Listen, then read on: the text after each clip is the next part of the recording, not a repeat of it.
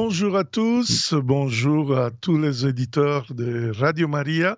Je suis très heureux d'être avec vous pour une nouvelle émission sur cet itinéraire pour devenir chrétien, cet itinéraire spirituel pour grandir dans la foi à la suite du Christ.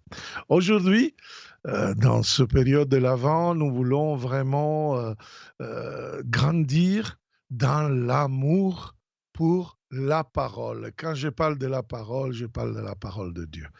Alors, comme déjà on vous a dit, j'aimerais bien entendre vos témoignages. J'aimerais bien aussi, si je peux, répondre à vos questions. Appelons le 04 94 209 109 ou par SMS au 07 83 89 13 75. Alors, frères et sœurs, l'amour pour la parole, l'amour pour ce livre, qui en effet n'est pas un livre, c'est une histoire d'amour. C'est la Bible. C'est vraiment la chose que, en effet, quand on est en marche, vraiment pour grandir dans la foi chrétienne, c'est nécessaire, c'est fondamental. Parce que vous voyez, la Bible, c'est un livre très populaire, un livre précieux, un livre fascinant. C'est un livre qui nous raconte des histoires d'autrefois, mais en même temps semble très actuel. Parfois semble répondre à tous nos questionnements, à tous nos soucis, et il nous donne beaucoup d'espérance. En effet, je ne sais pas si vous le savez, mais la Bible, c'est le best-seller mondial plus lu dans toutes les langues. C'est quelque chose d'incroyable. En effet, avec le mot Bible, peut-être vous le savez, nous entendons une bibliothèque, c'est-à-dire composée, bon, pour nous catholiques, de 73 livres. On va voir qu'il y a des différences parmi les églises, mais peu importe. Vraiment, c'est l'ensemble de l'histoire du salut qui était écrite pour nous donner justement un goût de comment ce Dieu d'amour, ce Dieu éternel, ce Dieu qui nous a créés justement pour lui, veut vraiment nous conduire, nous annoncer cette bonne nouvelle.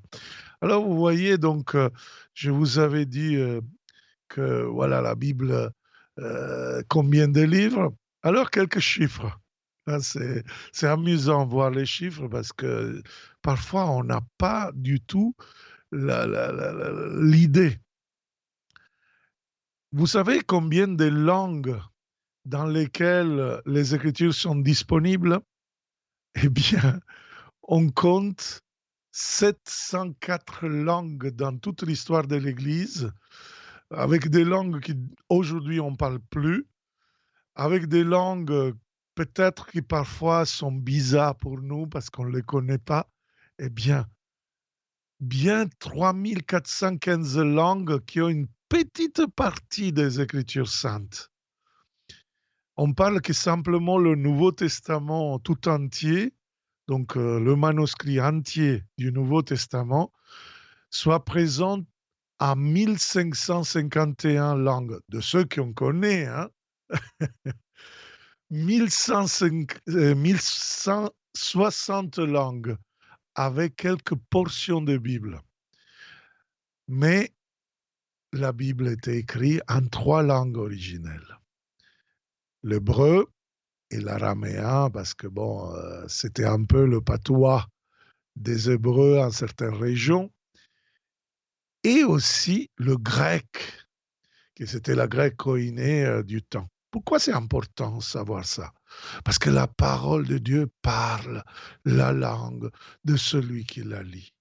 La parole de Dieu n'a pas besoin, ce n'est pas la parole de Dieu n'est pas une question de texte. C'est une question justement de relation avec Dieu. C'est vraiment une relation, un cheminement avec lui. Alors voilà, il y a l'Ancien Testament, il y a le Nouveau Testament, mais alors, si nous on prend la Bible de Jérusalem, c'est une version. Si nous prenons la Bible Tob, le texte écuménique de la Bible, où le catholique et protestant orthodoxe ont travaillé ensemble, on va voir une autre version. Et parfois, on en galère surtout par la numérotation des psaumes. Après, il y a aussi, par exemple, parfois des Bibles comme la Nouvelle Seconde, les Bibles protestantes. Et déjà, on voit la différence du nombre de livres. Alors, si vous prenez une Bible juive de l'Ancien Testament, vous trouverez 39 livres. La Bible protestante, l'Ancien Testament, vous trouverez comme la Bible juive, le même. Mais vous allez dans les Bibles catholiques, vous trouverez 46 livres. Pourquoi? Parce qu'en effet, à un certain moment, il y avait beaucoup d'écrits. Alors, l'Église a dit, allons voir qu'est-ce que c'est vraiment inspiré, qu'est-ce qui n'est pas inspiré, dont on n'a pas besoin. Un peu comme déjà au temps des Juifs, les Samaritains, ils avaient éliminé certains livres en acceptant simplement les 5 livres de la Torah. L'Église dit, bon, on a des versions différentes en grec, en hébreu, on va accepter le canon juif parce qu'on est en continuité. Et on rajoute quelque chose parce que on a reçu aussi des livres en langue grecque. À Alexandrie d'Égypte, il y avait des juifs de langue grecque qui avaient traduit la Bible en grec. Alors est venue dehors cette numérotation, la Bible catholique a 46 livres. Et en plus, parmi ces livres, en plus du canon protestant, il y a des livres comme les Maccabéens qui nous demandent, par exemple, parmi les autres choses, les histoires très passionnantes, il y a par exemple le culte pour prier pour les défunts, très important. Et dans l'histoire de l'Église, on sait bien que l'Église a voulu mettre vraiment l'accent sur ça. Alors, pour comprendre l'amour pour la parole, on va prendre 3 petits points. Je vais dire que cet amour pour la parole est justifié parce que la parole est un GPS pour la vie. Oui, aujourd'hui, nous tous, quand on prend des rendez-vous, parfois on ne sait pas où aller. On va mettre dans notre GPS, dans notre TomTom, je ne sais pas lequel vous avez, un peu les coordonnées de où vous allez. Eh bien, notre itinéraire de vie chrétienne a besoin d'une direction. Et pour avoir une bonne guide qui vous dit à droite, à gauche, alors il y a certains comédiens qui parfois ont fait des sketchs sur les GPS. Ça me fait beaucoup rigoler comme Italien parce que je vois les différences culturelles. Je me rappelle d'un sketch qui parlait des choses un peu comme ça bizarres. Eh bien, la Bible, c'est un GPS spécial. Spécial parce que nous donne la route de la vie. Alors, Saint Paul nous dit dans la deuxième Timothée 3,16, toute l'écriture est inspirée par Dieu. La direction de la vie ne peut pas ne pas être justement en lui. Tout en étant 100% une œuvre humaine, et on le sait bien que c'est une œuvre humaine. Les sciences, plusieurs fois, nous ont dit, mais dans la Bible, il y a un tel passage qui dit dans le Coëlette, arrête-toi soleil. Et le soleil s'est arrêté. Et nous, on sait bien, avec les observations scientifiques, que le soleil ne s'est jamais arrêté. Est-ce qu'alors la Bible est à jeter? Et bien sûr que non. Justement, et une œuvre humaine écrite par des hommes pécheurs comme moi, comme vous, je pense que vous avez conscience de ça. On est tellement petit, on est tellement pauvre, même dans la connaissance des choses divines, mais en même temps, comme dit Saint Paul, on est inspiré. L'hagiographe, c'est l'auteur de l'écriture sainte, en effet, était inspiré dans son langage. Et donc, il est resté dans son idée du cosmos, de l'ordre mondial, de l'ordre de l'univers. Et alors, il croit peut-être certaines choses qui ne sont pas des doctrines qu'après l'Église va prendre dans la théologie grâce au catéchisme de l'Église catholique et grâce au magistère, Mais à 100%, la Bible nous manifeste, nous fait toucher la parole de Dieu parce qu'il est fortement inspiré par lui. Donc, on voit là-dedans l'œuvre de Dieu. Alors, je veux voir vraiment encore une citation de deuxième Timothée, parce que nous fait comprendre que la Bible est un livre de vie. Seconde, deuxième Timothée 3, 16, 17. Toute l'écriture est inspirée par Dieu.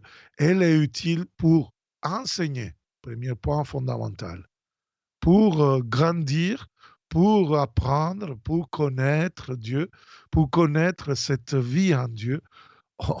C'est nécessaire que quelqu'un nous enseigne. Pour, deuxième, dénoncer le mal. C'est important pour discerner ce qui est bien, ce qui est mal, ce qu'on peut faire, ce qu'en effet, le mal nous fait du mal. C'est logique. Alors, il faut le dénoncer. Trois, redresser. Oui, parce que parfois on est replié sur nous-mêmes. Alors, relever la tête, nous dit par exemple l'Évangile. Quatre, éduquer dans la justice. On a besoin parce que Dieu est le juste et le juge juste. Donc, sa justice, sa zedaka, comme disent les Hébreux, c'est vraiment la vertu fondamentale, oui, bien sûr, cardinale, qui est même pour les non-chrétiens, mais dont on a besoin d'être élevé, d'être bien éduqué. Et grâce à elle, nous dit Saint Paul, l'homme de Dieu sera accompli. Parfois, j'entends des personnes qui me disent, Père, oh, moi, je n'ai pas confiance en moi, je dois faire peut-être des thérapies, j'ai besoin de ça, j'ai besoin de ça. Bon, si tu as vraiment besoin, fais-le. Parfois, il y a des cours, parfois des semi-sectes en Internet qui te parlent de la confiance en toi, des trucs parfois qui ne sont pas négatifs, mais attention bien, prenons au sérieux l'amour pour la parole de Dieu, parce que la parole de Dieu va nous accomplir vraiment dans la vocation, dans l'identité que Dieu seul peut avoir pour nous tous. Et encore, nous dit, équipé, l'homme va être équipé pour faire toutes sortes de biens. Équipement, c'est beaucoup plus que formation. La formation, c'est un mot qui dérive de la philosophie grecque, qui dit, voilà, la forme qui fait voir l'extérieur de la substance. L'équipement, c'est beaucoup plus intéressant parce que ce n'est pas simplement quelque chose qui est formel, extérieur, mais c'est quelque chose que tu amènes comme des astuces, comme des outils, comme quelque chose pour faire de toutes sortes, comme dit Saint Paul, pour faire du bien. Donc, vous voyez, c'est fantastique. Deuxième point, la connexion pour entrer en relation avec Dieu. L'amour pour la parole est justifié du fait que cette parole de Dieu vraiment devient la connexion. Et on en a besoin, frères et sœurs. Parfois, il y a des chrétiens qui cherchent toutes les choses possibles et inimaginables. Le Concile Vatican II et le catéchisme de l'Église catholique nous l'a confirmé, nous dit que la Bible, la parole de Dieu, est révélation publique de Dieu. Donc, toutes les autres révélations qu'on aime beaucoup, les apparitions de la Vierge et les autres, vont nous aider à comprendre cette révélation, mais ne vont pas contredire cette révélation. Sinon, l'Église parfois intervient pour dire, voilà, des fausses prophéties, des fausses révélations, et en plus, il y a des critères, etc. Parce que la Bible, c'est vraiment l'âme de la théologie, comme dit le Concile Vatican II. C'est, comme je dirais aujourd'hui, la connexion pour entrer en relation avec Dieu. J'aime bien cette image que j'ai trouvée en Internet, la Bible qui sort ses mains et il prend dans ses bras une personne. Ça me rappelle beaucoup cette présence vivante de Dieu qui, par la parole, s'est fait présent à nous, qui nous rappelle Jean, dans l'évangile de Jean, chapitre 5, versets 39-40. Vous scrutez les Écritures parce que vous pensez y trouver la vie éternelle. Or, ce sont les Écritures qui me rendent témoignage, dit Jésus. Et vous ne voulez pas venir à moi pour avoir la vie. C'est vraiment ça, c'est l'écriture sainte, c'est la parole de Dieu qui l'écriture nous met en contact, dans laquelle nous trouvons la vie éternelle, qui nous rétape, qui nous recharge, qui nous guérit, qui nous libère, qui nous console, qui nous fait grandir. Parfois, il donne sens à notre souffrance, même s'il ne la change pas. Voilà, c'est à travers la parole qu'il y a une présence vivante du bon Dieu. Il y a nos frères et sœurs néocatéchuménales que dans une chapelle en Terre Sainte, dans leur institut de formation biblique au lac de Galilée, sur la montagne des Béatitudes, j'étais touché parce que là où il y a le tabernacle, donc il y a la présence réelle du Saint-Sacrement, il y a aussi à haut un rouleau de la parole de Dieu très ancien, parce que dans la parole de Dieu, il y a une certaine présence réelle, une présence vivante de Dieu pour nous. On avance. La parole nous donne le fruit de cette relation avec Dieu. L'évangile de Matthieu, chapitre 4, verset 4, nous dit « L'homme ne vit pas seulement de pain, mais de toute parole qui sort de la bouche de Dieu. » Vraiment, cette parole nous nourrit avec ses fruits. C'est beau, ils sont vraiment délicieux, ils sont savoureux. Il nous met vraiment dans la sagesse, dans la saveur, pour faire devenir chacun de nous le sel de la terre, pour donner de la saveur avec l'évangélisation, avec l'annonce de la parole. Encore, la parole nous met dans une relation unique avec Dieu. Jean 14, 23. Si quelqu'un m'aime, il gardera ma parole, mon Père l'aimera, nous viendrons vers lui et chez lui, nous ferons une demeure. Waouh! C'est vraiment, frères et sœurs, par la parole, par la prédication, que la Sainte Trinité est activée. Ce n'est pas en nous, il y a une habitation de la Sainte Trinité en nous, nous dit Saint Jean de la Croix et Sainte Thérèse d'Avila. Mais parfois, nous ne sommes pas conscients de ça et parfois on a besoin d'une purification, de passer des épreuves. Parfois, on a besoin du temps dans notre cheminement pour arriver à activer cette présence.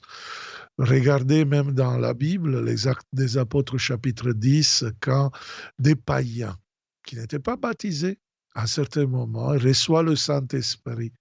C'est parce que justement la prédication de Pierre avait déclenché, avait activé la conscience jusqu'à accueillir Jésus comme Seigneur et Sauveur et permettre à la Sainte Trinité de pouvoir nous entraîner dans cette relation unique.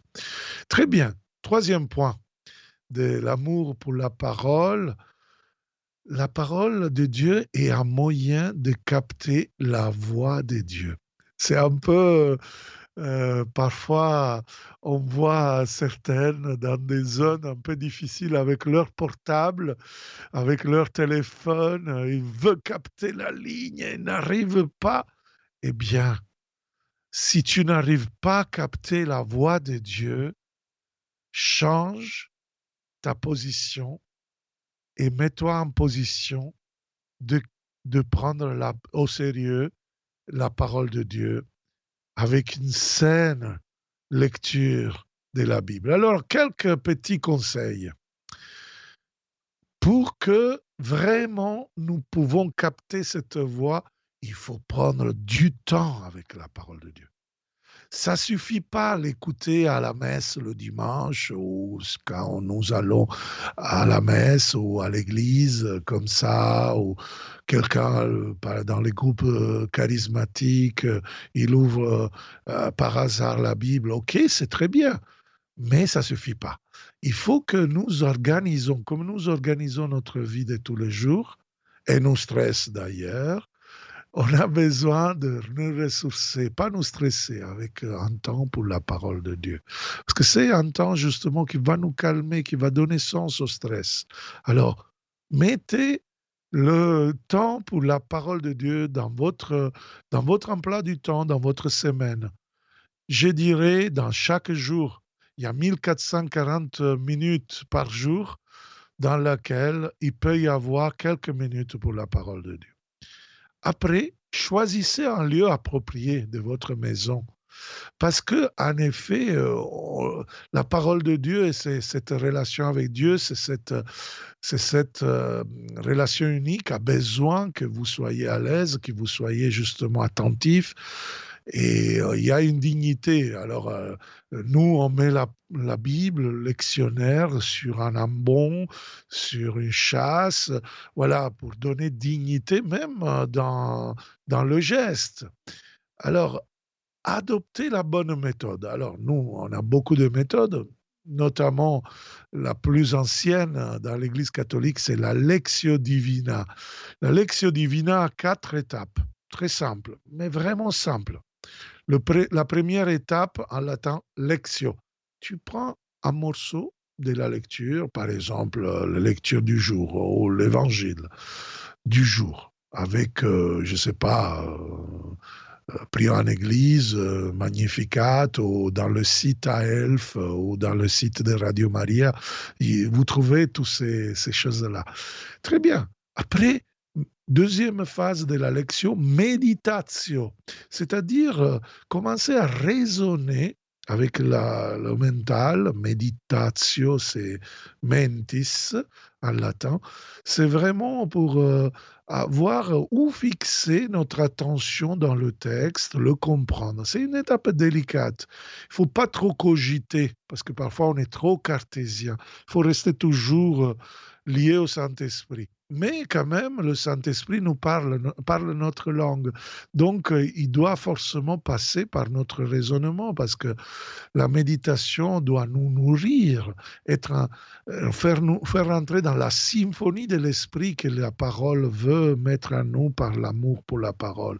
Donc, chercher quelques informations, quelques commentaires, quelque chose comme ça. Troisième étape, l'oratio. À un certain moment, je m'arrête quand un verset vraiment me touche, quand un verset vraiment me parle. C'est vraiment quelque chose qui me dit quelque chose. Alors je le mets dans la prière. Merci Seigneur pour cette parole. Oh Seigneur, donne-moi cette grâce dont la parole nous dit. Ah, mais j'aimerais bien être comme ce personnage. Ah Seigneur, je t'offre, voilà, mes propos, etc. Devenir oraison, devenir prière. Quatrième étape, à un certain moment, les paroles, comme les amoureux, ils laissent l'espace au silence et tu rentres dans la contemplation, c'est-à-dire la contemplation. Le silence qui arrive à la plénitude de la vie qui t'est réservé. Et là, peut-être, tu prends note, tu réécris la parole à manière de la mémoriser en silence. Et tu restes là, immeuble peut-être, avec le bon Dieu tout le temps que tu as besoin et que tu peux. Vous voyez de quoi s'agit? De quel sens? Qu'est-ce que la parole m'a appris? Tout ça, justement, me permet de rentrer un peu dans le sens de la parole.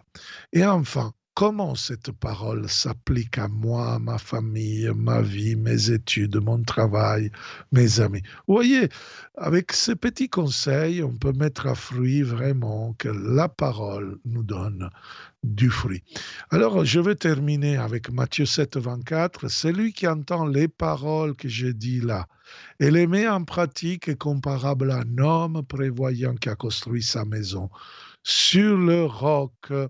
Alors, si vous ne l'avez pas encore, votre Bible, achetez une Bible ou téléchargez. Là, c'est gratuit, une app biblique. Je vous conseille l'app de AELF, les textes bibliques de la Bible liturgique. Alors, je remercie Ursula Eliette qui m'écrit «Nous rendons grâce à Dieu». Merci de ton message et le fait que tu es fidèle à nous suivre. Moi, je voudrais terminer cet enseignement, ce topo sur l'amour pour la parole, justement comme en disant que la parole de Dieu est vraiment un bon médicament pour le temps que nous vivons aujourd'hui. Souvent, il y a des personnes dans les paroisses qui me disent: «Ah père, on n'a pas le temps pour lire la parole de Dieu». Je vous l'ai dit, c'est un problème d'organiser son temps. Parfois, quand dans notre vie arrive une maladie, nous devons être obligés de nous arrêter et parfois là, on commence à prier, on commence à lire la parole de Dieu, on commence à faire des choses qui avant, on disait qu'on n'avait pas le temps. En effet, la parole de Dieu, moi, c'est mon expérience, alors je me permets de vous faire mon témoignage. J'aime tellement la parole de Dieu. Je faisais ça parce que c'est cette parole que je peux entendre de ce Dieu d'amour, ce Dieu qui m'aime et qui me donne un repos. Vous savez, comme un prêtre, parfois, je cours tout le temps. En plus, je vis avec ma mère qui est âgée, malade. Donc, pour que mon ministère soit dans le fruit, je rajoute en plus, voilà, des services en famille que sont pas normaux pour un prêtre normalement de diocésain. Mais mon repos, ma paix arrive quand je me mets à préparer la parole de Dieu. Je le fais le soir, la parole de Dieu.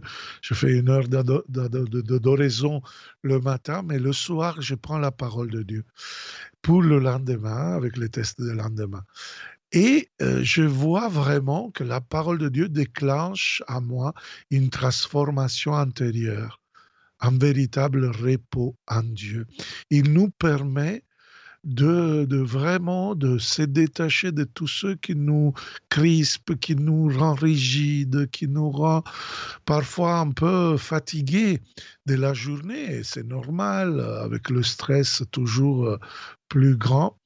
Et on rentre dans le don de Dieu. C'est Dieu qui se donne dans sa parole.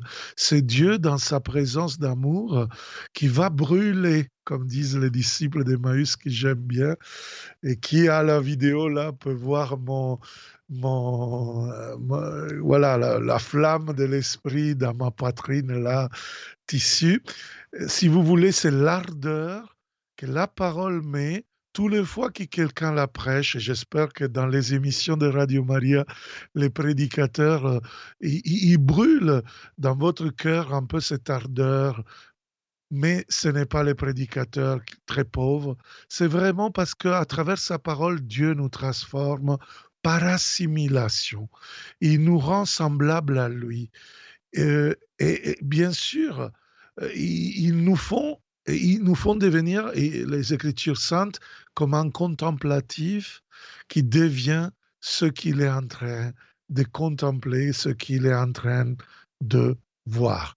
Bien, avec ce pensée que j'espère arrive à vos cœurs, j'arrête cette 11e étape de notre itinéraire de vie chrétienne, devenir chrétien sur Radio Maria. Je vous rappelle que le prochain vendredi, il n'y aura pas d'émission et on va reprendre dans 15 jours. Merci beaucoup, soyez tous bénis.